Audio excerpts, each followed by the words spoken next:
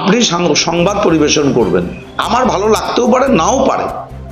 তার মানে কি আমি আপনাদের সাংবাদিকদের সঙ্গে হামলা করব, সাংবাদিকদের মারবো, বিশেষ করে একজন মহিলা নারী, আমার ভালো নাও লাগতে পারে। তাই আমরা কি বলছি, গণতান্ত্রিক পদ্ধতিতে শান্তিপূর্ণ প্রতিবাদ, মহাত্মা গান্ধীর শান্তিপূর্ণ প্রতিবাদ যা মুখ্যমন্ত্রী মমতা বন্দ্যোপাধ্যায় করছে, যা অভিষেক বন্দ্যোপাধ্যায় করছে। আপনারাও আক্রান্ত হয়েছেন, আমার ভিডিও ক্যামেরাম্যান, আমার সাংবাদিক, সে নিশ্চিতভাবে আপনি সংবাদ পরিবেশন করবেন।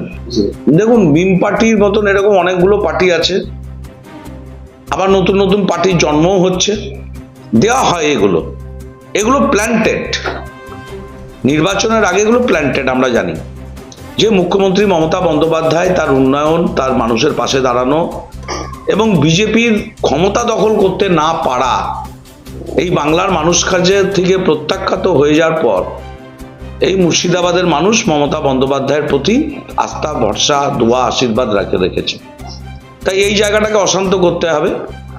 বিজেপি পার্টির প্রত্যক্ষ মদতে সর্বদিক থেকে আজকে এই মুর্শিদাবাদে একটা অশান্তির বাতাবরণ তৈরি হয়েছে, সেখানে তারাও যুক্ত আছে।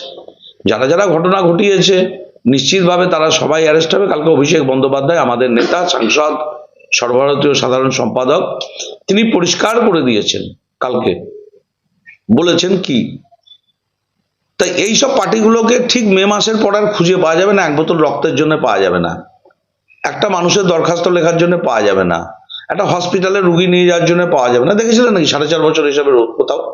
আপনারা তো সাংবাদিক, আপনারাও তো আক্রান্ত হয়েছেন কাল পরশুদিন, আপনারাও আক্রান্ত হয়েছেন।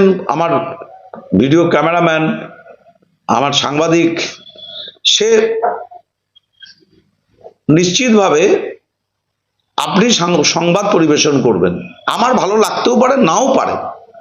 তার মানে কি আমি আপনাদের সাংবাদিকদের সঙ্গে হামলা করব, সাংবাদিকদের মারবো, বিশেষ করে একজন মহিলা নারী, আমার ভালো নাও লাগতে পারে। তাই আমরা কি বলছি, গণতান্ত্রিক পদ্ধতিতে শান্তিপূর্ণ প্রতিবাদ, মহাত্মা গান্ধীর শান্তিপূর্ণ প্রতিবাদ যা মুখ্যমন্ত্রী মমতা বন্দ্যোপাধ্যায় করছে, যা অভিষেক বন্দ্যোপাধ্যায় করছে।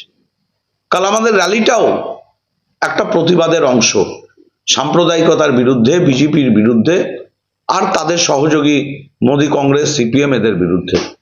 কারণ এরাই সবাই মিলে উস্কিয়ে মুর্শিদাবাদটাকে অশান্ত করতে চাইছে, সেই রকম বার্তা দিচ্ছে, সেই রকম বক্তব্য রাখছে, বিভিন্ন রকম। তাই আমরা মুর্শিদাবাদকে অশান্ত হতে দেব না। মুর্শিদাবাদের মানুষ, আমরা শান্তি বজায় রাখার সব চেষ্টা করবো, এটুকুনি বলছি।